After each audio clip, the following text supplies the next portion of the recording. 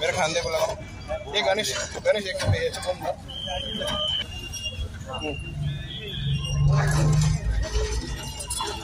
आज छत्रपती संभाजीनगर महानगरपालिका शहरांतर्गत विशेष करून कॅन्टोन्मेंट नाकापासून दौलताबाद टी पॉईंट पर्यंत जे महानगरपालिका हद्दीमध्ये सर्व बेकायदेशीर बांधकाम त्या बांधकामांना परवानगीच नाही आहे अशा सर्व बांधकामे पाडण्याचा मोहीम पूर्ण शहरभर आपण सुरू केलेला आहे। प्रथमतः आपण बीड बायपासपासून देवलाई रोडपर्यंत आपण केला। आता देवलाई रोडपासून पुढं आपण नंतर एक बारीकारीने आपण घेणार आहे आणि आज जवळपास 600 इमारती किंवा टेम्पररी परमनंट स्ट्रक्चर्स आपण या ठिकाणी पाडण्याचं काम सुरू केलं।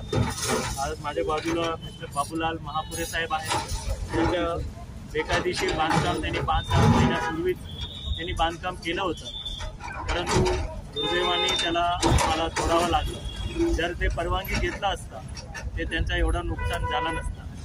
आणि तसेच शहरामध्ये आम्हाला सांगायचे की बेकायदेशीर बांधकाम तुम्ही बिना परवानगीने बांधकाम करू नका, तुम्ही परवानगी घ्या आणि परवानगी घेत असताना काही अडचण आला नक्कीच तुम्ही आयुक्त अपर आयुक्तपर्यंत तुम्ही लगेच येऊ शकता। आणि विशेष करून आता ज्या भागामध्ये बरेच भागामध्ये बेकायदेशीर बांधकामं केल्यामुळे त्याला गुंठेवारी अधिनियमामध्ये नियमानुकूल आपल्याला करता येतं।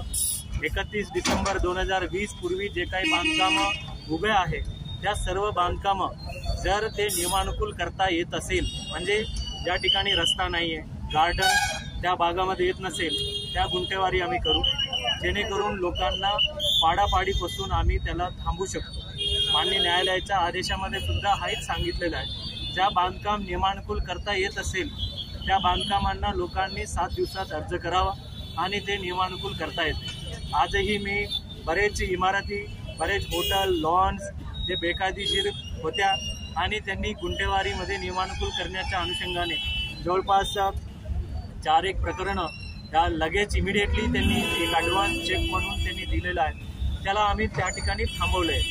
ज्या ठिकाणी बांधकाम नियमानुकूल करता येतं ते 100% आम्ही नियमानुकूल करू, जेणेकरून लोकांच्या अनावश्यक नुकसान करण्याच्या महापालिकेचा अजिबात इच्छा नाही आहे। बांधकाम हे तरी 100%, ते फक्त इथंच नाही पूर्ण शहरामध्ये छत्रपती संभाजीनगर शहरामध्ये जे काही बांधकाम रस्त्याच्या बाजूला आहे किंवा आत आहे, जर बांधकाम परवानगी घेतला नसेल